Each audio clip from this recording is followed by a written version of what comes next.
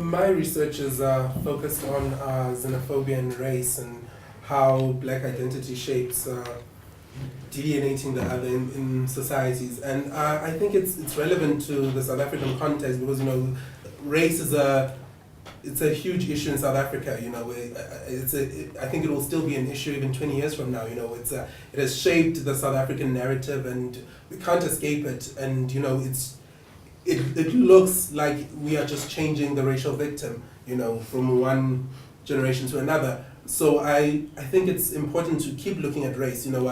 People might think that it was something that happened long ago, and we should move on. But I think in South Africa, you cannot talk about the South African context without mentioning race. So that's why I think my research is relevant to the South African context right now.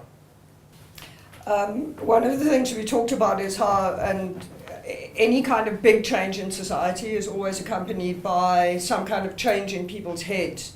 And my research looking at public sector workers' ideas in the 2010 public sector strike and the 2007 public sector strike, the first one when Mbeki was still president and the second one under Zuma, suggests that ideas change even in the absence of big structural changes. And so one of the questions that we need to answer with social change is also about when and why a certain kind of change or a certain desire to change things gets contained or diverted. And that's one of the things that my research can help to answer.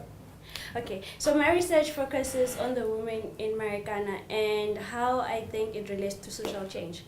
I think it builds a community-based response that addresses these underlying social issues on individual, community, national and international level.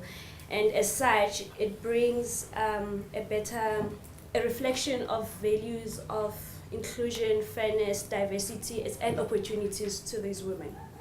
I'm doing a history of North Kasach in Soweto, and which started around 1939 till the present, and really looking at the idea of coloredness, which I think Keto has really explained really well in terms of race being an important issue, but also minority groups in South Africa trying to voice their opinion.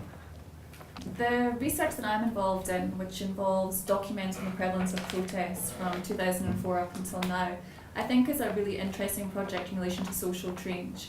And one of the things that it shows is, or it could get to, is the fragmentation of the ANC's hegemony within South Africa, but also how geographically uneven that is across the country, because this is a national project which looks at protests in all provinces of the country.